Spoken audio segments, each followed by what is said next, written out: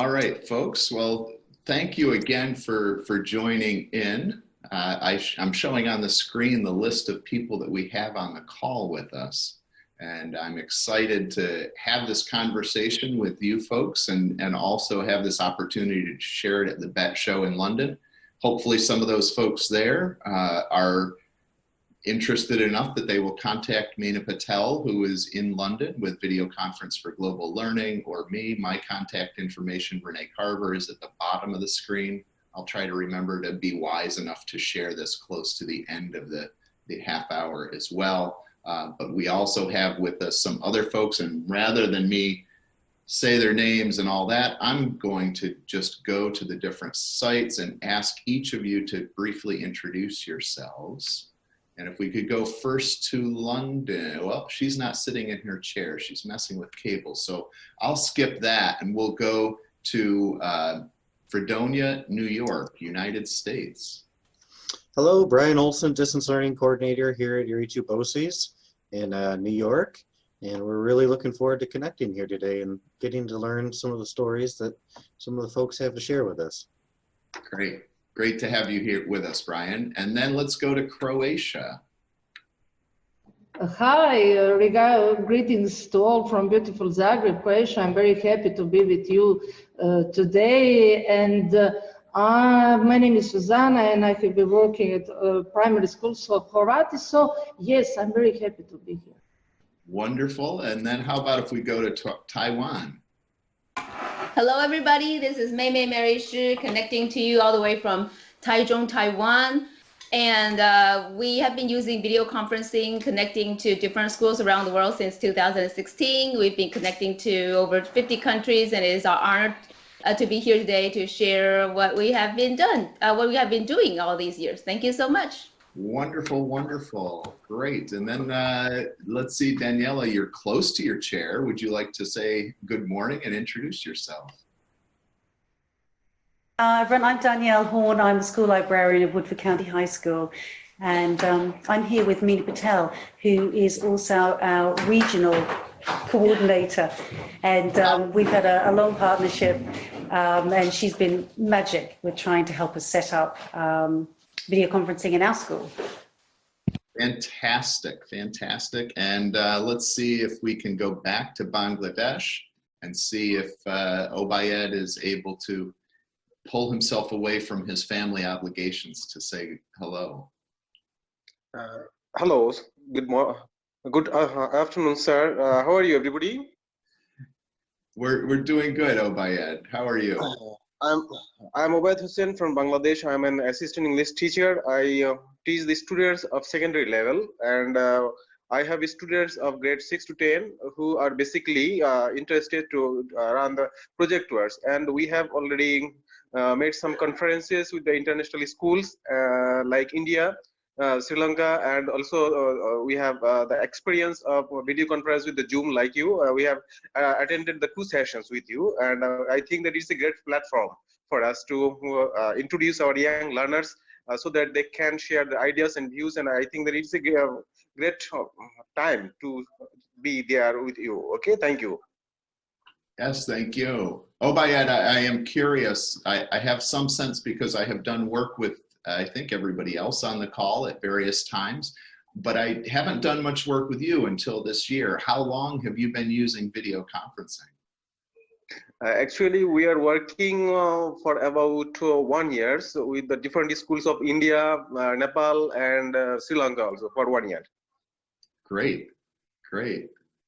Let me turn back. So one of the things that we wanted to do during this session, I wanted to find out from you, from your perspective, the impact that the video conferencing in these global collaboration efforts, what impact that has on your students, and if you could share some of the collaborations that you think have been most impactful for them. If we could, I'm going to head to Taiwan and ask Mei to start that sharing with us. Okay. Thank you.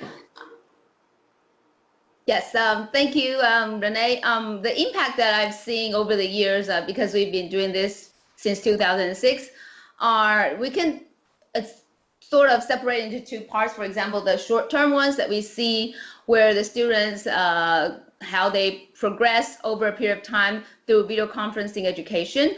And so the students are, they get well-rounded education, and also in addition to what they learn in class, they get to actually interact with peers across the continent and find out real time what is happening around the world.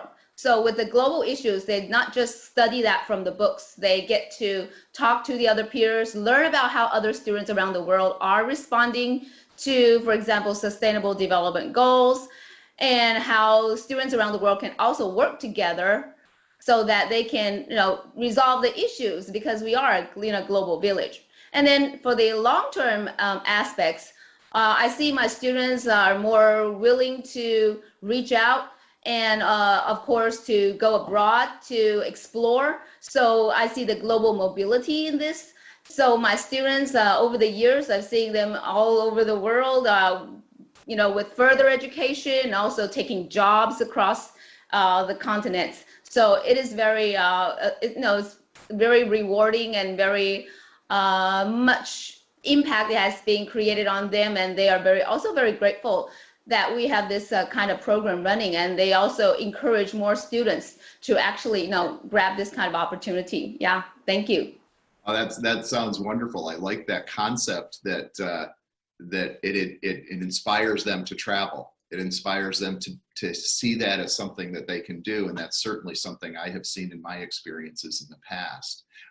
So from 2006 to now is about 13 years, which means some of your earlier students are now maybe even as old as 30 years old. Do you have former students coming back to participate and advise any of what you're doing, or be resources for you later on? Yes, every single year we have students coming back from abroad or all around Taiwan. And I'm also very appreciative and grateful that they are doing this, because actually running this kind of program, it takes a lot of human resources, and definitely they are an asset to this. So they come back to help with intensive camps, the one that we just finished. And also they come back to help with training the students, because in Taiwan, the situation is that students are more conservative, they're more shy. So normally they are not that outspoken, and it's a real challenge for them when they are doing video conferencing. So we need more students helping me to train them so that they can actually interact with their peers around the world. It's not just the language barrier problem, it's also the problem of courage, and also their the cultural aspect of losing face. I don't know if anyone's familiar with this with Asian countries. So it's a big step and a big challenge for all my students, and they're doing a good job. And also it's just so great that the former students are coming back to help all the time, every single year. That's a phenomenal pattern. I really like that. So let's take some of those same questions then up to London and see what Danielle has to share with us about impact and excellent programs that she's done. Hi everyone. We have had a collaboration. I've been in this role since 2014. The kit was just here when I arrived. I'm not quite sure how much video conferencing was actually done, but since then we've grown it, because this is my colleague, Meena Patel. Meena is the person who has introduced me to this technology and to the content. Now, what we really noted was that we needed several things in place. And Meena's master's dissertation, it showed us what we needed, and there were several things that we needed to grow. So we needed a local authority, and with the local authority provided the hardware to schools. And then from there, we needed a senior leadership team in the school that saw the benefits of moving this forward and the benefit of enriching a curriculum. That's gold, really, that cut down on costs as well. And Meena was a champion of trying to cut down time and cost. And she worked with the Department of Education as well And she also worked a lot on getting the content to us, including museums and individuals, inspirational people, and business and tech. We're an all-girls school, and she really pushed the gender in tech, women in business. So she's a champion of those. She's worked with the Department of Education and our local government as well. So we've done sessions with our local politicians in the EU discussing Brexit. You know, so we've stepped out of our area and we've gone international. Mina's also been the one encouraging us to do international partnerships. And so has Renee. Renee's offered us. It links with universities and further and higher education. So those are the ways we're going to offer our girls not only stuff specific to, like we're looking at now, the Manhattan School of Music. We're a huge supporter for us. They're amazing. We're having another session with them next week. So we've had all of those things that work on the curriculum, but also take us out of the curriculum to give enrichment and also take us internationally as well out of our backyard. But with the local authority and then the regional managers like Mina, we've also had an SLT that obviously has had a bit of foresight and realised that there's lots of educational opportunities here. But our technicians, the technicians in the school are absolutely vital. They're skillful, they're knowledgeable, they're helpful, they down tools when we need help. They've taught me how to use the kit as well. They have been, without those people in place, it really would not have succeeded. And Mina's dissertation says that all as well. It's completely obvious that my job as coordinator, as well as being a librarian, I'm coordinator of this bit of technology here. And it's that's where the success has come from. But what we do need, what it seems very obvious now, is we need to work on the content a lot. We need to be making more collaborations. We need to be working with universities even more. We need to be designing, because I've felt, I don't know whether my other colleagues here have felt, but we feel that the universities have been very slow to pick up on this technology. The universities, in fact, some of the webinars that we have are a little bit dry.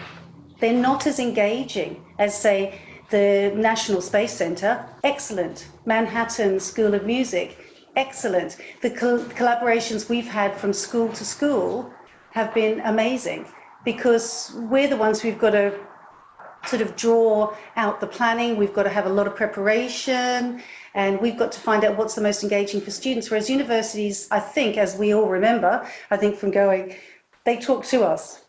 This is the part that's not working as well. So we have to improve that. We have to get them to be more specific, to be more entertaining, to introduce sort of more interactive sessions. That's what we have to work on with them. And we need to have more museums as well. Museums are finding it very difficult. We have in the UK with funding and budget cuts. So we really need them to keep reaching out to us, and we're trying to do that. We felt that as a group, we work as Redbridge Group. As a group, we have much more power. We can say, I mean, Michael Rosen wants to talk to us. He's our poet laureate. He wants to talk to us because we're a group, we're a powerful group. And also when we're getting content provision and our service provision, we've had problems with that and the lack of funding. But as a group, we have much more power.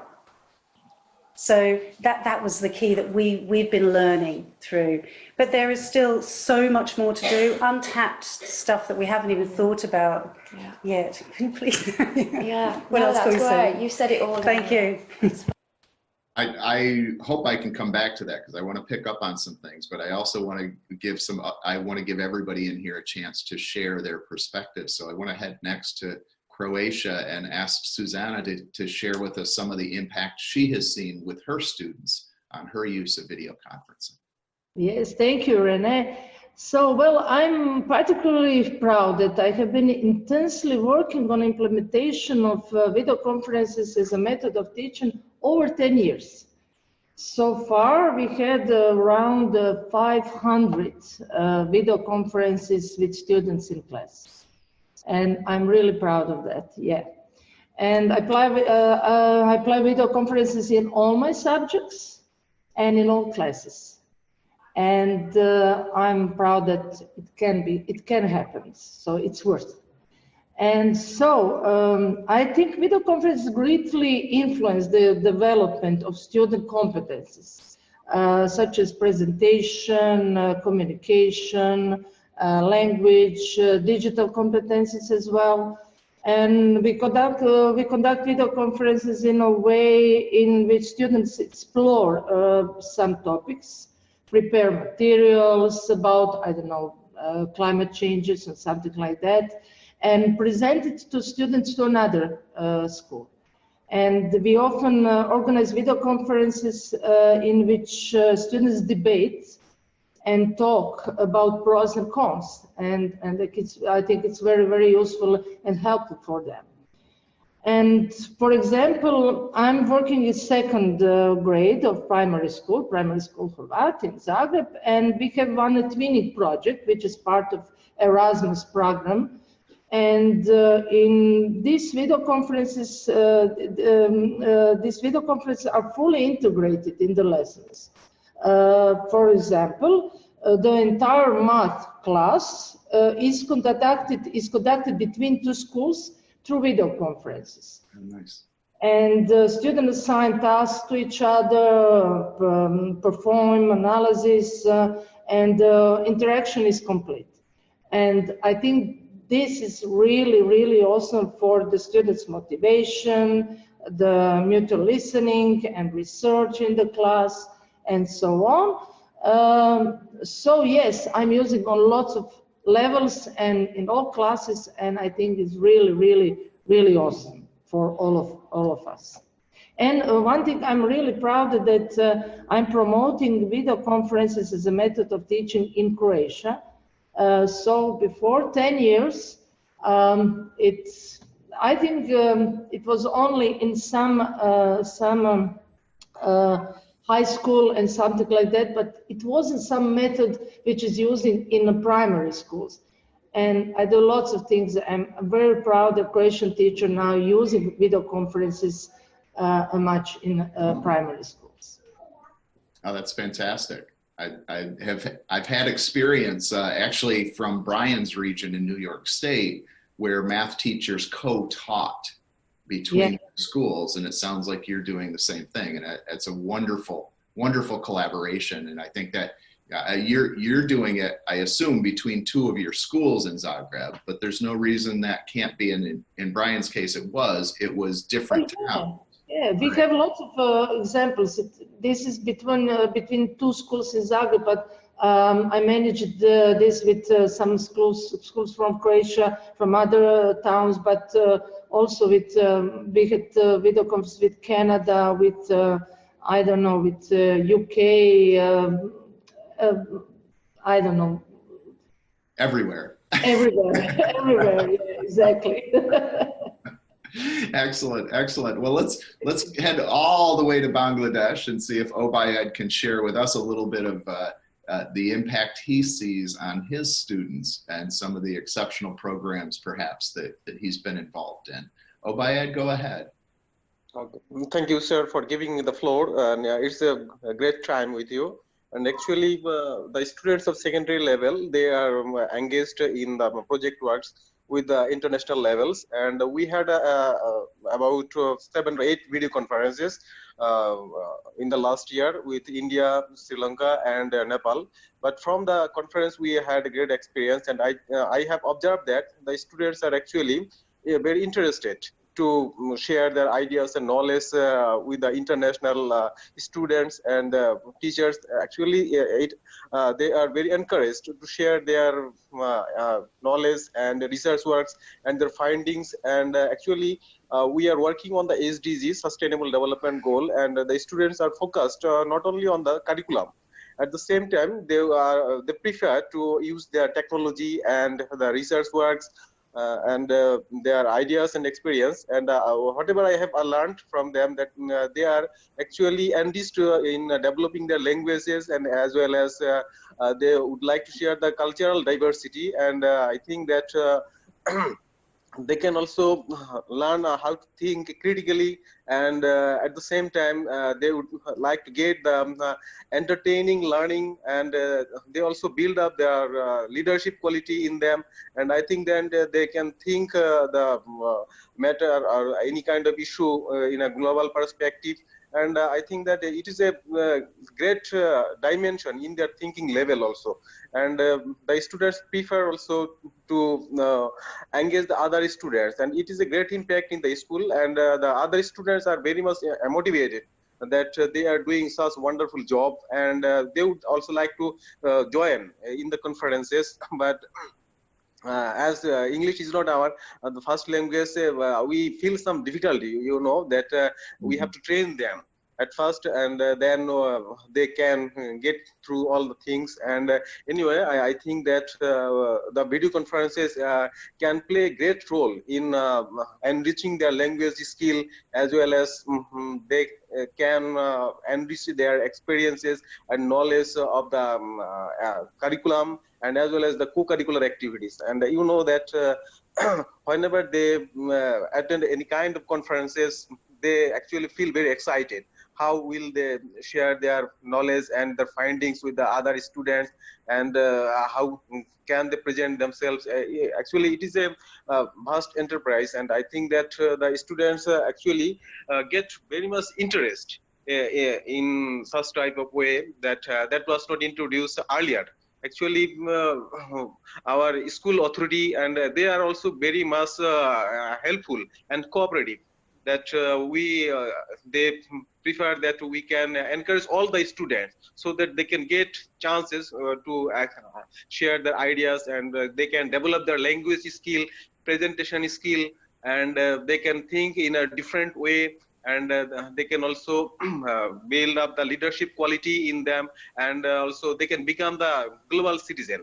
And for that, we have many sessions with the students that they can do some project works, and they can do the PowerPoint presentation, and the students feel to learn the language also, so that they can come up with us with new ideas, and they can make some brilliant experience and presentation. And actually, it is a great idea from the students that they also would like to be connected with us. And I think that the international schools, they are also very much helpful, that whenever they want to submit or display any kind of activity or any kind of project, actually they are very cooperative, and actually it builds up their mutual cooperation. And I think that they also learn how to respect the others, and actually it is also a great platform to exchange the cultural activity also. And you will be happy to know that we are working not only the language activity, but also the global issues that are happening in the world. And last but not the least, we have worked on the renewable energy, as well as the climate crisis, and also the traditional activities, food, and many other things. Actually, the students are very keen that we engage almost all the students now. They feel that they will be the part of the international connection. And we hope that we will be connected almost to many other schools and international teachers, so that the students get more chances to express their hidden ideas and experience. Thank you. Thank you for sharing. There is an awful lot in there, and it ties back to some of what I heard Mei saying about the awareness of the international ability for students to communicate with one another. And you're experiencing that at a fairly new level, having been involved for just a year. Mei's experiencing it at a much longer level, having been involved in supporting it for now 13 years plus. So it's very interesting to see some of those things moving along and the awareness is developing. Obviously we could chat about this for a long time. We've got just 5 minutes before our scheduled end with the BET Show, but I want to give Brian a chance to chime in for impact and uses that he's seen there. Go ahead, Brian. So I'll echo the same thing that everyone else has said so far.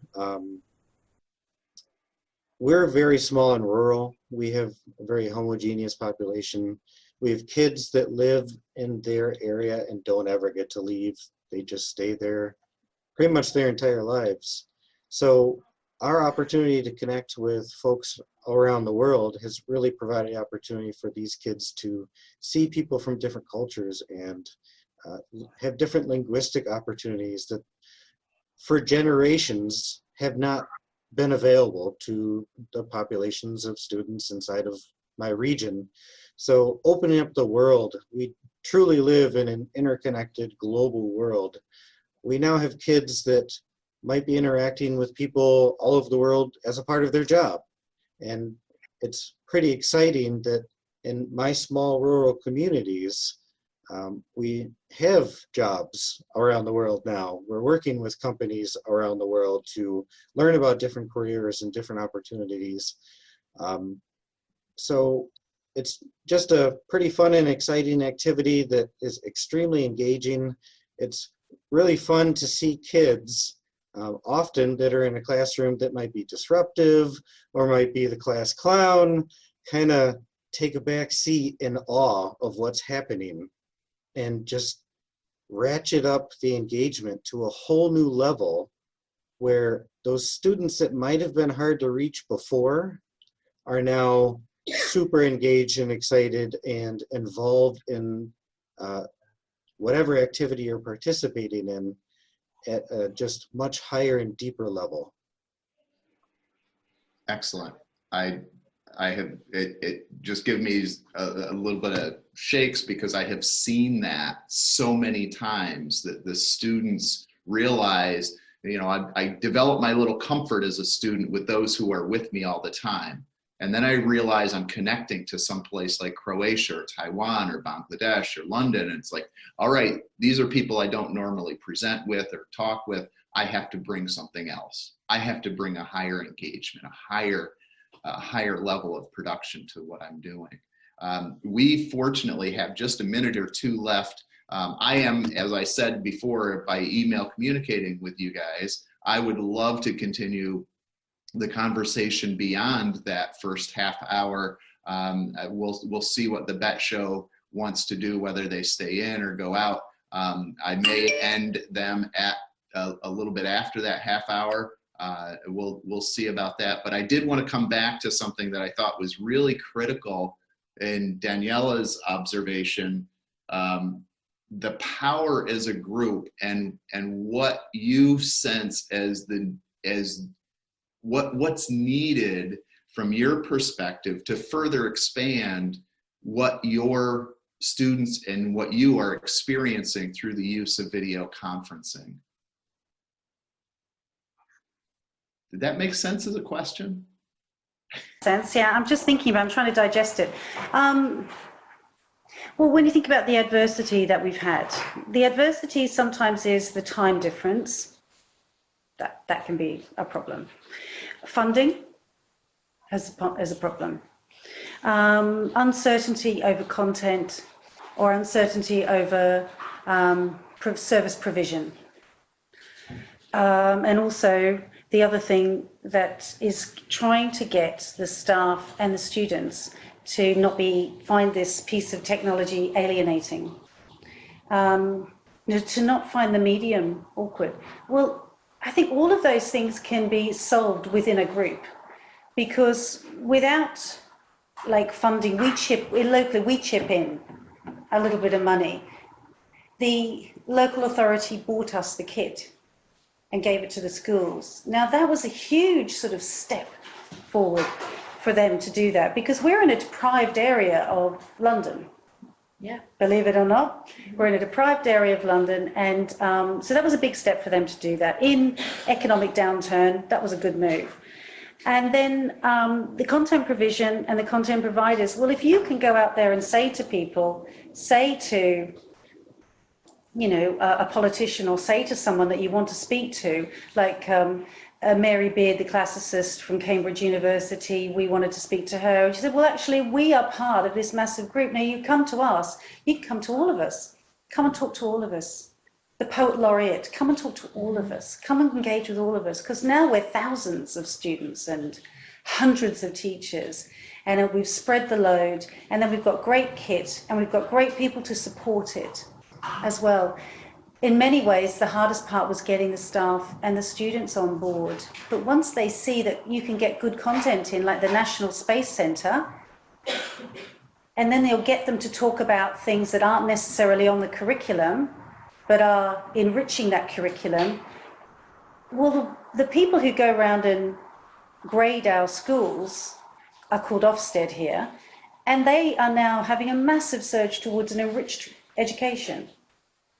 No. So we do that. This is what this technology is designed for.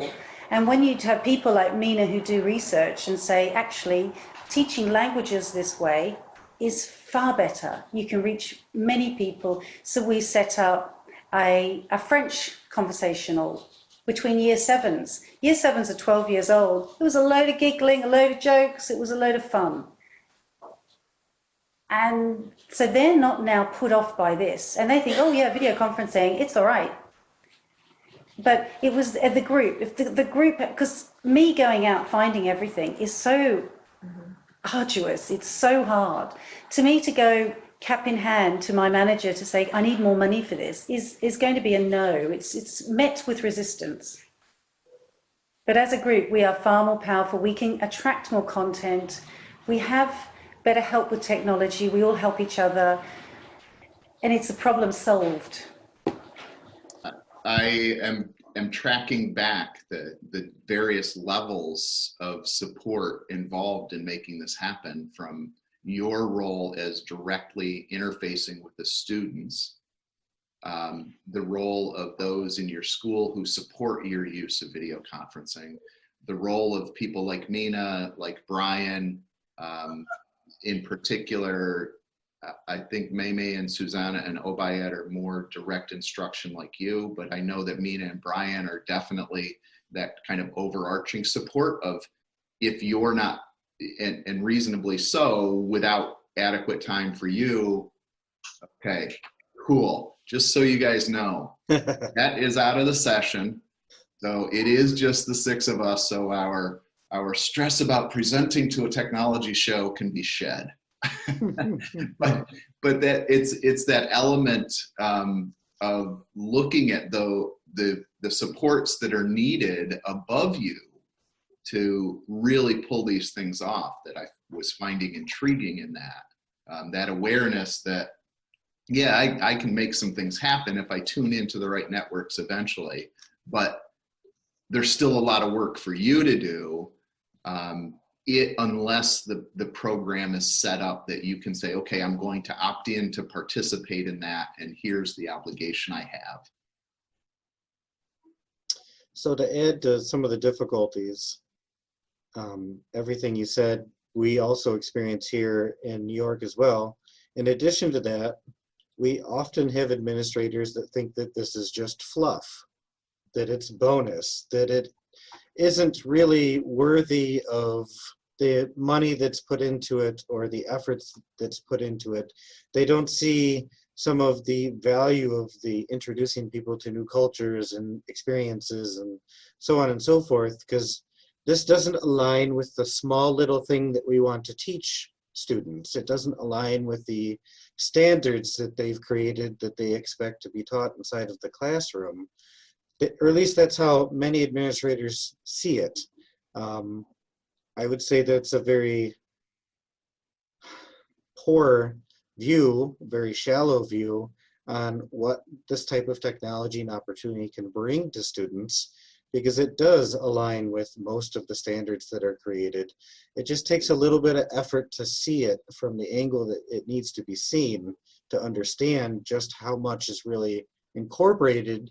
Even in a simple call right now, we haven't really gone over any actual content, but I've already learned so much just from simple interaction.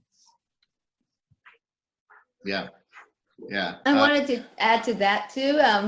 Yeah, in the very beginning, in 2006, when I mentioned this, because I learned about this in a conference I joined in Hawaii, and I mentioned this to my Ministry of Education, and we were shut off. We were denied, absolutely denied. They were saying K to 12 students don't need this, and just stick to your teaching, the standardized testing, because as we may all have figured that a lot of the students, the skills and the learning that they have acquired are not reflected on standardized testing.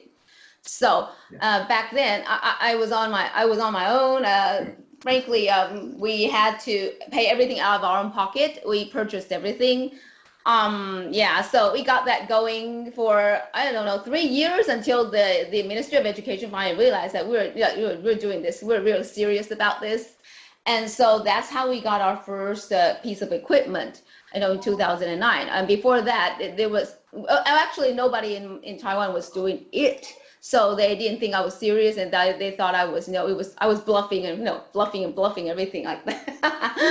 And now that people see the value, I mean, more and more schools are coming to ask and see if we can help them promote this. But still, I agree, the funding is a problem yet. I mean, there are still so many projects that the funding needs to go to, and so sometimes we are not the priority. I mean, it doesn't seem like an emergency to the Board of Education and the people in authority. So I was wondering if somehow we can try to, I don't know, work as an international group and somehow put our resources together, put our heads together, and come up with a better plan, if that is the situation right now. Yeah. That would be really intriguing to look at it from the perspective of drawing together international partners and then seeking international funding to move it forward. Wow. What a great concept. Just so you know, at this point, I'm trying not to be moderator. Please chime in and jump in and offer whatever you're inspired to offer. Oh, but you do it so well, Renee. Yeah. So we're fairly new to the international game, to be perfectly honest with you, and it's something I very desperately would like to grow. We have many, many connections within the United States. We have many connections within New York State. We are, of course, a fairly large state with a very large interconnected network already. But in particular, we see a lot of value in reaching out beyond the borders of New York State, and especially beyond the borders of the United States. And we'd really love to continue to build partnerships. So as you guys look for partners or look for activities, please definitely consider Renee and myself as a source to find teachers, because we have lots and lots and lots of teachers at our disposal, many, many schools with very diverse types of student populations. Often, one of the stereotypes that I encounter in New York is typically when we connect people, they assume that we're a part of New York City. We are actually about as far away from New York City as you can possibly be in New York State. And New York State is a pretty large state. It takes us about 6.5 to 7 hours to drive to New York City. We are actually closer to 6 other state or country or province capitals than we are to our own capital in Albany. So we're a very large state. We're very spread out. One of my favorite instances of connecting internationally, we were connected with a site in Namibia, Africa. The very first question that the Namibian students asked our students was, "Do you know Kim Kardashian?" And no, we don't. We are very, very far away from where Kim Kardashian would be. And we have known celebrities that we are friends with because we are very small and rural and far away from the city.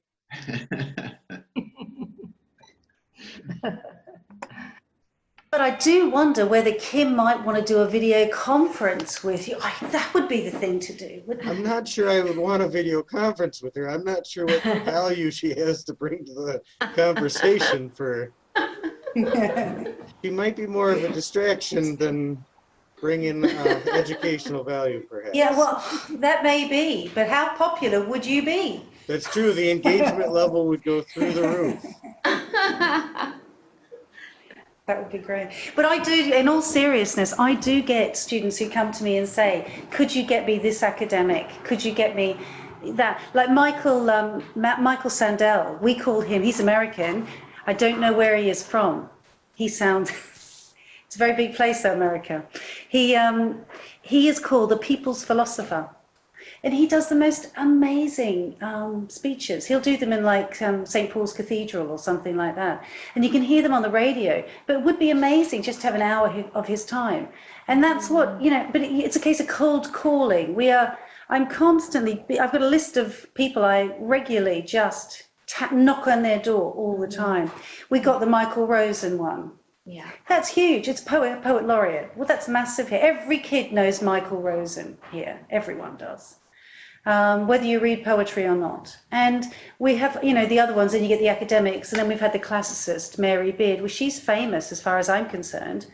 But again, over a video conference, she was prepared to do that. But all of us getting in a coach, going up to Cambridge to see her, please don't come, she said, please don't come.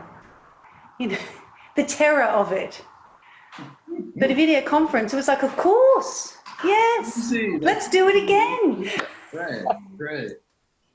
And that's one of the passions why I'm still involved in doing this, even though I am no longer associated with my former job. I've moved on from that, and but I feel the passion of let's bring people, let's bring countries, let's bring students together in a way that impacts them.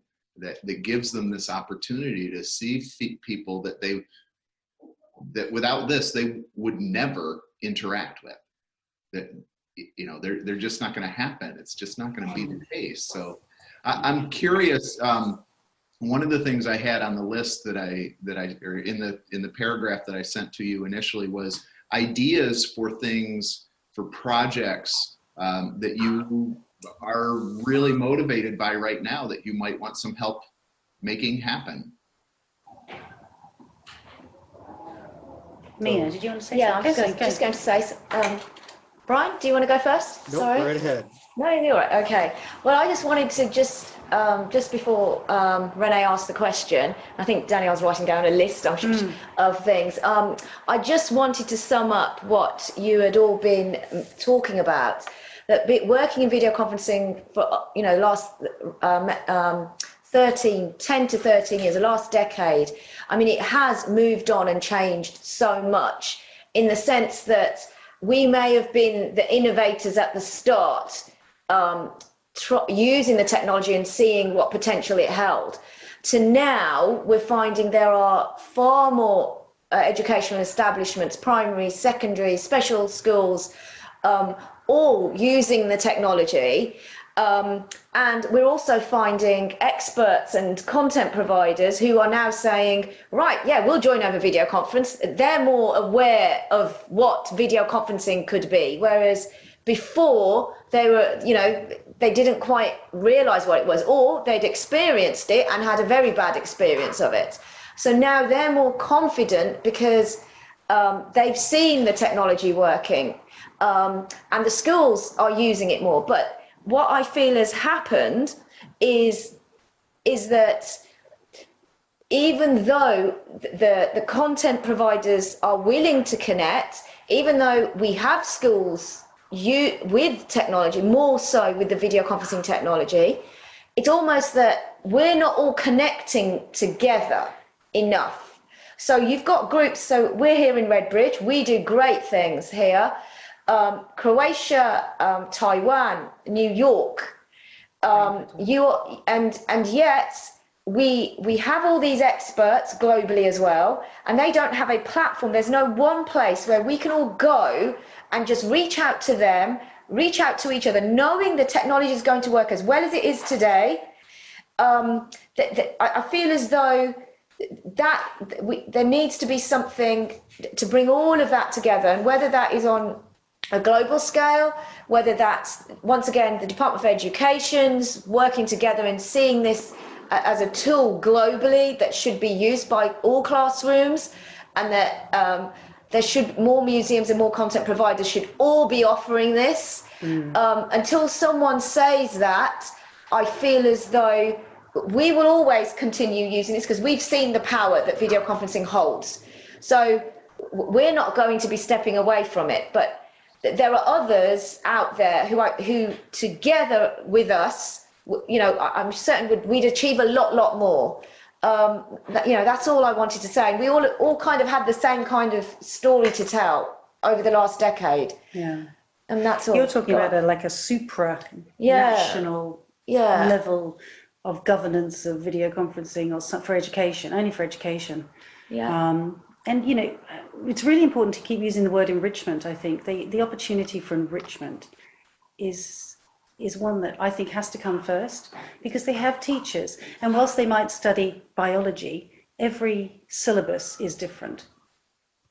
And yes, Mina, if I can say that I had last few years these things in my head to make some base, as you said, to when everybody can go and find the partner. And because usually teachers come to me and say, "Oh, do you have some school in I don't know, France or Poland or something?" And then, yes, okay, I have it, and so on.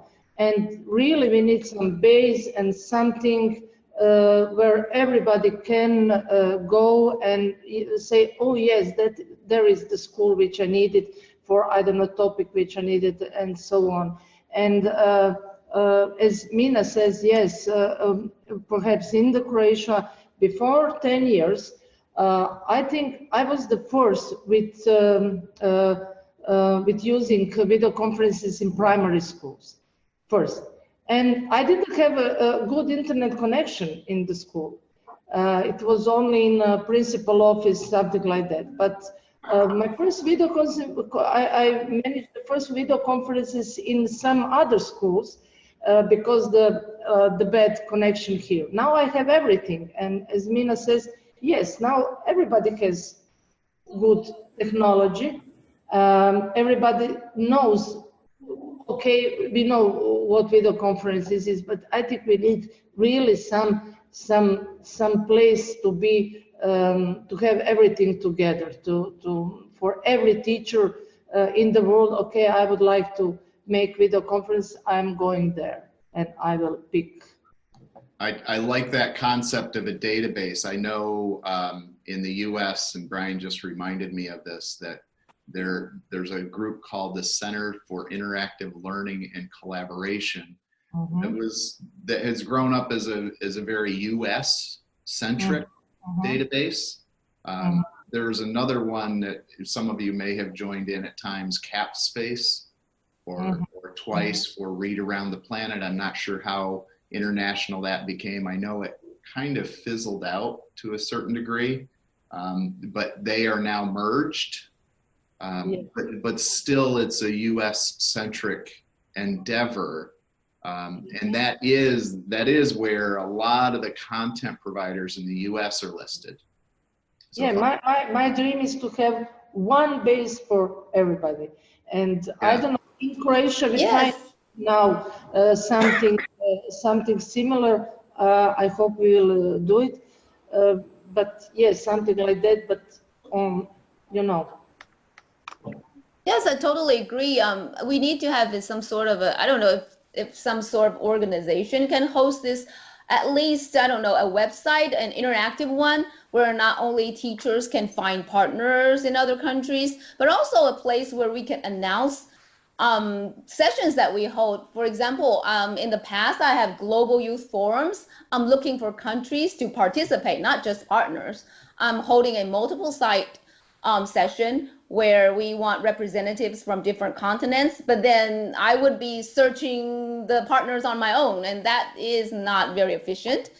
We would hope that in the future we can have a place where we can just make the announcement and people can just, sign up or, and see who gets accepted. And then we can make the announcements like, all the following schools are accepted and the others can live stream or, watch and then interact, and that would be fabulous. I mean, it would save a lot of time and it would be resource sharing. And so like for sessions such as you have experts, you have content providers, perhaps you want an international site to be involved, and you can also announce that here.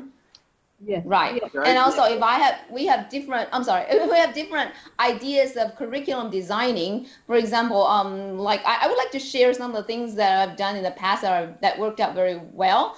For example, I not only did cross-disciplinary courses across ages. So for example, my students are non-native speakers of English. They speak very poor English, but now they can use English to teach the third graders, the second graders in USA, in Canada, math.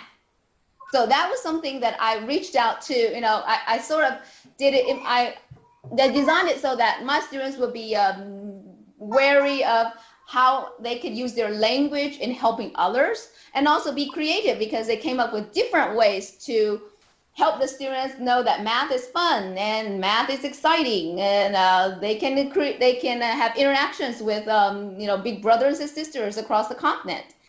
And also we've also reached out to universities like business colleges, where we connect to cultural diversity classes, marketing classes, and I've designed curriculum where we compare marketing strategies in Taiwan and in USA. And that worked out very well too. And students they were motivated. They went out, passing out surveys and asking people all kinds of questions so that they can come back and, share, more concrete data and give analysis on this. So I think all of this can be shared on this great platform if we can have someone host it or. That would be fantastic. There's a lot that would need to happen. I'd like to say something, sir. Yeah, go ahead. Yes, the idea is very smart because, we need a basic platform from where we can connect with each other. And, as I'm connected with the British Council, they have a partner finding website.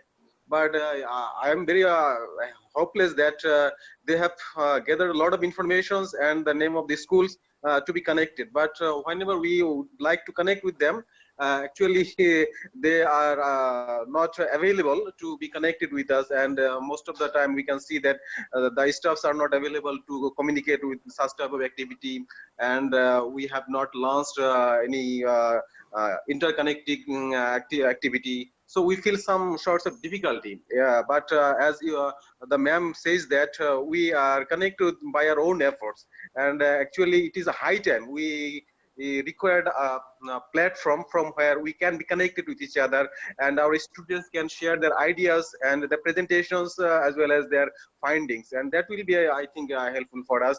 And from my point of view, I would like to request you, as you arrange such type of pragmatic conference so that we can collaborate. The students also need to collaborate with each other, and I think that if you take some steps where we can be connected with each other and we can make a platform at the first step, then I think we can also build a such type of platform, and that will be, I think, helpful for us. And I think that the students will be benefited from that point of view, as now that most of them will be agree that we now struggle sometimes to find a good partner with whom we can share our projects activity, and we can share our contents, and we can share our cultures and ideas. And I think that it has become the most important issue, and you will also be happy to know that we have some social medias like Facebook, and I think we can make some sort of things from where we can be connected, and our students can get the international dimension in their activities. This is all very, very inspiring. Wow. I love this concept. So I know that a few of us on the call have been around have enough experience to remember Mega Conference and Mega Conference Junior. For those of you who were not part of those efforts, they were initiatives that had constant video conference connections for about a 12-hour and I think in one case even a 24-hour span. Mega Conference was adult-centered with connections and presentations over 12 hours just to showcase at that time what was possible by bridging a bridge to bring other locations in from all around the world. And Mega Conference Junior was focused on students being video jockeys and then having other students present. So someone in Denmark might be playing that role that I've sort of done today and in other conferences of being moderator, but calling on Taiwan. Okay, Taiwan, you're up in 5 minutes. It's your chance to present. And on deck is Croatia, and after that is Bangladesh. And so there are people playing that role, and there are musicians presenting. There's the culture sharing aspect that was coming into play. All of those sorts of things were active. That has not happened to my knowledge for probably at least 5 to 6 years. Something like that, yes. But I think 2013 was the last one, and we were honored to be accepted as presenters in the beginning. I think it was like 2007, and later on, my team was accepted as the VJ teams, and so that was a huge thing, a very huge thing. Students learned a lot from collaborating with sites around the world. And also the real-time complex problem solving and critical thinking and creativity, it all blends in together. And we would, Susanna and I, a few years ago, we were talking about reviving this Mega Conference Junior project, but we were afraid that we would be stepping on legal issues, like whether we could use the format or we would be able to use their name, and also most importantly, the resources that we would need to find to help set this all together, because back then we would need a couple of MCU units in each region so that we could hold as many, accommodate as many sites as possible. So the technicality problems would, I don't know if Renee can give us insight in the technical possibilities nowadays. Perhaps it's much more easier, and also then we would need to work out this the format. But I know that Renee's going to do an Earth Day, right? Renee and Mina is going to do an Earth Day. Both of you are going to do an Earth Day, and similar to this. Right? That's what we've been talking about doing, is trying to set up that for April 22nd. So it blends into that. And yes, technology makes it so much simpler. In my view right now, so what needed to happen previously was that everybody involved needed to have a VC kit that was able to connect to a bridge.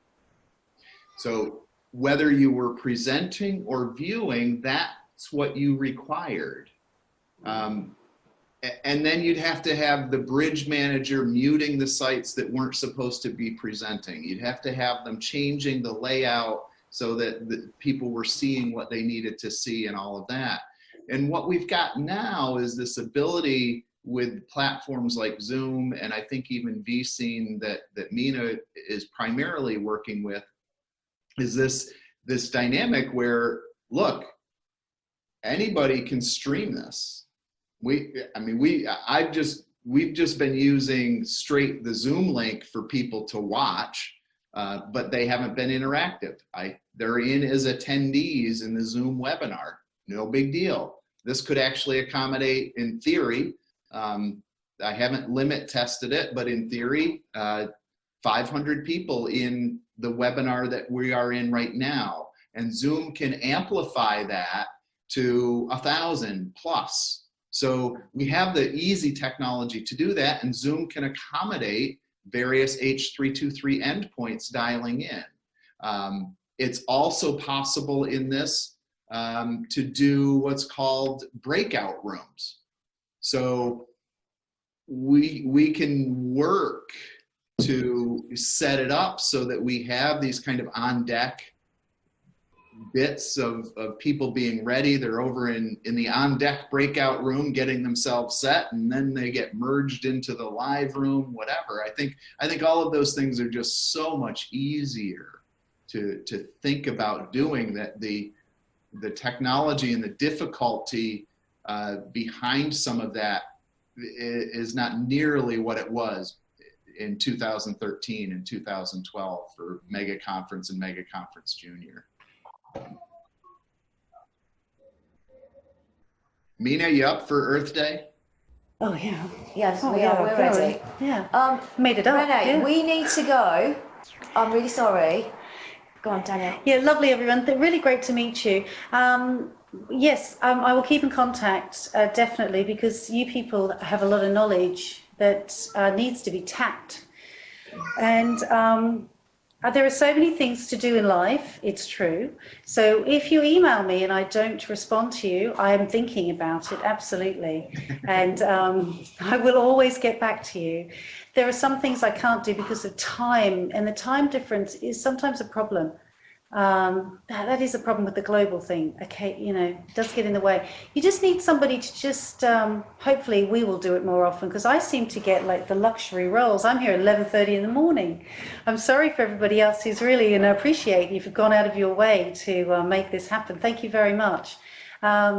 But yeah, I hope to do more work in the future, and thank you. It was a really good experience and great thing to do. Lovely to meet you. Thanks for joining us, and for letting me to join you. You all. Sorry we have to leave early. Yes, we've got another meeting to go to, but thank you. Right. Lovely to meet you all again. Bye, Susanna. Bye, May May. Bye, Brian. Okay, see Bye, you then. Renee. Thanks. Thank See you. later. Well, I feel obligated after an hour of conversation to let you all go, and let's see what we can develop by email and other video conference sessions later on. Is that okay? Yes, thank you so much. This has been such inspiring session. Thank you for all of the inspirations. Obayed, Susanna, Brian, May, thank you very much for giving of your time for this. Thank you. Thank you, and Happy Lunar New Year from here. Bye-bye. Yes, Happy New Year. Bye-bye.